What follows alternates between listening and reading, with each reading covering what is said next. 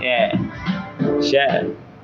All right. Wow. This is a big tune. Bakayise bafere.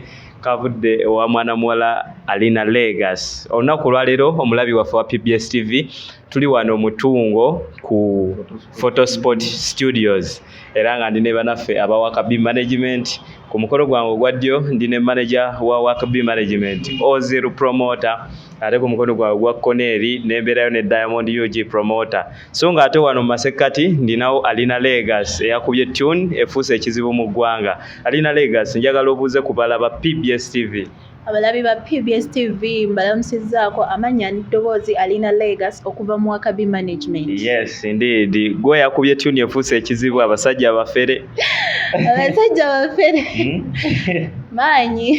Basajja bafere maanyi. So njagala okutandisa ekibuuzo ekitonotono. Omukisa guno gw'okubeera signed under Wakabi Management wagufuna otya? Omukisa sandigambe nti no nagufuna nti oba gwajja bwe guti oba bwe guti cause Katonda aba kutegekedde ekintu. You can't resist. Yeah, I'm just grateful to Wakabi Management yasalawo ekole nange era nga I'm their brand. All right. So what made you to sign this agreement over contract okuweereddwa abanaffe aba Wakabi Management? The managers in Wakabi Management, they've been my friends nga n'ebya management ebinnajja. So I know them very well. They're my friends. Okay. We connect. That's why I decided because bantegeera ate nange mbategeera. Okay. So what are your expectations and goals? Is to hit. To hit. Not hitting locally but internationally. Yeah. And I expect a lot through Wakabi Management because mbalabyeko bye bakola. Yeah. Mbalabyeko bye bakola. So how do you think this new management is going to help you reach a wider audience? First and foremost, I trust them because Wakabi Management in Gabo, they know what they are doing. They know how to promote music. So if they trusted me, and I don't think webaba interested nze basobola okuluzinga that opportunity ey'okunteeka mu maaso ate nga nabo tugendagenda nabo mu maaso. Okay, so when turning up nentuuka wali manager Ozil lamusa kubatwa ku PBS. Mwasibye mutya nno ab'emikwano abalungi ku PBS TV amanya n'eddoboozi Ozil Pro. Yeah, ndi musanyufu nnyo. Yeah. So kati nga mmwe aba Wakabi Management kiki ekyabasikiriza okusayininga Alinah Legas under your management? Ekyatusikiriza ebyaddala ekisinga kya byonna nti muwala ali talented ate nga kyetusingira ddala okwetaaga. That is the reality. Yeah. Bingi ebitusikiriza naye eyo ye point y'ensonga enkulu olw'ensonga omuntu ali talent oba omusuubiramu bingi. Yeah, so twasazeewo tukole naye tumanyiganye ebbanga muntu mulamu awuliriza ensonga gy'oba omugambye. So bingi bye muba mutusuubiramu okuva mu Wakabi Management, bingi bye muba musuubira okuva mu Alinah Legas. All right. So Uncle Diamond UG Promoter. Yes. Wakabi wano mu ggwanga lyaffe erya Uganda. Gwe nga gwe kiki oba osobola okutubuulira ku pulaani ze muyina ezigenda okukulaakulanya kaliya y'omuyimbi Alinah Legas nga Wakabi Management? Plan ezigenda zetugenda okuaddinga ku Alinah. Alinah, we have a lot of plans kubanga tumusuubiza omuaddingako ekingi ekikyasinze nga ku nsonga z'ebivvulu, ku nsonga za collaborations, zonna byonna ne ku nsonga ze obimanyi management byekola. Yes sir. Twongerereko tubuulire biki kubanga sigenda bispecifyinga byonna naye njagala mubirabe era ndowooza muba mugenda kuddamu mutukyaze wano nga muyimbi nga w'amaani kitegeera cause he's a good musician by the way. Muyimbi w'amaani alina music omulungi cause we have seen the bafere video the rhythm olaba rhythm y'oluyimba lwe yekulaga ekiddako mu maaso. Yes sir. So Alinah Legas, what inspired you to pursue a career in music? I was born talented. You were born talented. Yes, I just found myself in music. Omanyi waba kusala ne talent ne woba tochipushinze chikudrivinga gwe kenyini. naye nga waliwo ekintu ekirala ng'ogyeko okubeera nti you were born talented ekyakuinspiring okuyingira endongo. Music is my peace. Music is your peace. Yes. Ne when nalinga mayiminga nyimba z'abalala nga I'm feeling at peace. That's why I pursued music. Yeah. So osobola okutubuulirayo weewandiikira oba waliwo akuwandiikira ennyimba zo? Sometimes I write my music and sometimes bampandiikira. I have friends who are good writers. Bampandiikira. Yeah. So is Bafele a real story oba just wakubye luyimba? Actually Bafele kyembadde tomumanyi luyimba lukwatagana ku basajja naye ate omusajja yaluwandiika yaleeta idea eyo namusanga already awandiise first verse nze nayongerezaako bwongereza on the second but he is the one who brought the Bafele idea. Yeah. Okay.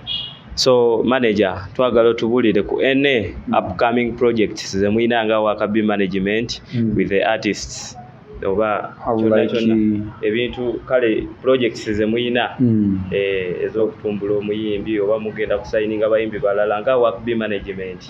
Right now tukyalina Alinah Legas gwe tugenda okutandika gwe tutandise naye yes bangi bagenda kuba bajoininga ab'enjawulo but right now yoyo gwe tulina. Yeah. So Diamond yogi promoter tusubireyo collaboration yonna egenda exciting abafans ba Alinah Legas okuva mu Wakabi management? Collaboration nyingi nga wenkugambe collaboration nyingi ezijja ng'ate z'amaanyi kitegera kuba a good collaboration yeetaaga nga a good musician ayimba obulungi. So you have seen Bafele video, Bafele audio, it's a nice video. So ekyo kyekikuwa ekiddako ne collaboration ezijja zitegera. So we are expecting a collaboration. Yeah. So Alinah Legas, how do you find inspirations in your music? Inspirations whenever I wake up nindabanga like music waffe tanahitinga deep. I get the confidence to go to studio because nange njagala abebweru batulabireko sometime. Okay. Yeah. So inspiring. Yeah, it does inspire. All right, omulabi waffe wa PBS TV oluyimba lwolabaawo mu background lwe luyimba video y'Abafele empya eyakagwawo era ng'eri under Wakabi management, luyimba lwa Alinah Legas. Luyimba lulungi osobola okugenda no subscribinga. By the way, if you have to see the engeri gye lwakatambulamu Reaction of it's fire, really mad. It's mad. If you're looking for a good song, that's a good song. Chenso okugamba. Kuba already engeri gye lwakagenda ku YouTube ne we tulaba views, we tulaba likes, tugenzeko mu maaso. Okay. Yeah. So manager Farouk Oziru promoter advice kijoyinza okuwa abayimbi abali abagala okutandika nga bagala okusekiwalinga management oba nabo nga bagala okufuna ababa managinga? Adya gyenyiza okuwa abayimbi abali eyo kisinga kya byonna respect kyekisooka mu byonna kubanga tukirabyeko mu bayimbi bangi. By the way nkozeko n'abayimbi bangi as a promoter. Byebimu okwava okubanga ne kino ekintu kitandikwawo but abayimbi abasinga they don't have respect. Tebawa abantu kitiibwa, tawa promoter kitiibwa, tawa abantu ebiseera ebisinga bakola nabyo ekitiibwa olw'ensonga ye aba yeetwala okuba nti wa waggulu nnyo ku banne ate ng'ebiseera ebisinga obumu kintu kikulu nnyo kubanga okwatagana ne banno obuteegulumiza ku banno olw'ensonga mwenna muba ekintu kitya. So kyeŋŋamba omuyimbi ali eyo kyemusaba kiri kimu kubanga aba ne respect. Alright. So Alinah Legas nga nzizeeko gy'oli osobola okutuwaako ku zimu ku terms and conditions ezibadde mu contract ya management yo? Ekyo ekibuuzo kiri under management nga owulidde nti it's a management. So it's between us, the management and the artist. I can't share. Okay. So webale kubeera wise. Ng'omuyimbi, which advice would you give to your fellow artists that are not under management naye nga bastrugglinga n'omuziki out there? Just to give the best they could because one day, one time someone will recognize them. Tebalina kugwamu maanyi. Balina kipika bupisi. Okay. Yeah. So Diamond UG promoter oluyimba bafere video ne audio byonna obirabye era n'oluwulira. So njagala otubuulire oluyimba olwo gwe olwogerako ki gwe nga ggwe? Oluyimba sofa engeri gye nkugambye nti lwakafuluma, oluyimba lw'amaanyi, omuyimbi w'amaanyi, kitegeera. So oluyimba lw'amaanyi kyensobola the guy is talented. Era oba omanyi onoonya omuyimbi, like if you want to bankyogere nti oba oyagala kufuna omuyimbi ayimbira like okufuna gundi gigs. So omuyimbi waali omuyimbi waali platform sewe ziri ajja wanyi. So ndowooza ekyo mukitegedde abalabi baffe aba PBS TV, omuyimbi ye waali bw'oba oyagala okumufuna you can pass through the management oba okutuukirira social media handles omuyimbi. Management bagiyita Wakubi management, ku buli social handle kweri osobola okubeera nga ate obatuukirira n'obooking omuyimbi kuba ennyimba zo weeziri ate era ne performance, stage performance she's better. Manager Ozil, gwe nga manager wa Wakubi management, oluyimba gwe oyinza dwogerako ki?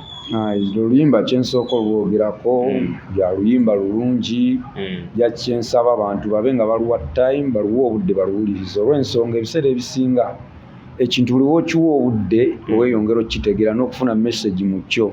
Ebiseera ebisinga tutomera music w'abayimbi nga just gw'owulidde buwulizi okitegeera olw'okuba oli agambye sitya danger gwe naye n'ogenda n'ekyo, but the message in that song togifiirinze oba togifunye oba tofunye meaning yakyo kyo. So mu ekyo kyengezaako okugamba kye kirwa nti nsaba abantu babe nga batuwa time, batuwa obudde batuwulirize. Okay. So Alinah Legas, ekibuuzo ekisemba kigenda gy'oli. How do you handle criticisms and negative vibes from the audience? The negative vibes is welcoming. By the way, anyone is free to have their negative vibes about me, but the negative vibes, they make me stronger. Ela singa so maybe singa siri na wani. Okay. Yeah. All right. Tuli buterevu ku PBS TV, kyenyinza okubagamba kiri kimu. Osobola okugenda ku YouTube no subscribing at Wakubi management at Alinah Legas, then nogenda no commenting. The Legas is not the Legas, it's Legas. Okay. Osobola okugenda no subscribing, you comment, share, like, follow everything from different social media platforms. So obaka obusemba boyinza okuwa abalabi baffe aba PBS TV. Abalabi ba PBS TV gyekuumireko kuba PBS TV yakabi. And nsaba people to welcome me and to see what I can do. Okay. Yeah, because I've got a lot of music in stock. Ate ngajja. Okay. Yeah. So Diamond UG promoter. Any advice? Akatalekeka ndowooza mukulu Farouk akogeddeko. Just you have to respect each other. Banange industry keeping low. You have to respect everyone in the industry. So that's the way we are going to manage everything. Yeah. All right. Respect is needed. Okay. So manager Farouk Ozil promoter. Last remarks ezigalawo. Kyensooka okugamba abalabi ba PBS TV mbasaba kimu bagende banoonye ku Alinah Legas ku social media wonna zonna kwali YouTube, TikTok, Instagram, Twitter zonna kwali. Banoonye ku music we, balikinge, bafollowinge, basubscribinge, babe nga bafollowinga ne Wakubi management olw'ensonga bingi ebiri mu ffe na bingi ebikyajja. Okay, so babengala njagala contacts za Wakubi management kubayinza okutureaching. Contacts za Wakubi management njaba enamba emu eli 0706 19 12 16 mu Luganda eri 0706 19 12 16. Alright, mubewuliriddeko be banaffe aba Wakubi management. Olunaku lw'amasanyu basayiniza omuyimbi waabwe asoose. Tubadde wano ku Photo Sport Studios be bamu ku sponsor ba program yaffe ya entertainment lounge. Tewerabira banaffe aba Steadfast. Amanya yenze Jona Haken sijja kusukawo wano. Tubadde mutungo mubeere bulungi mweraba. PBS TV, straight to the world.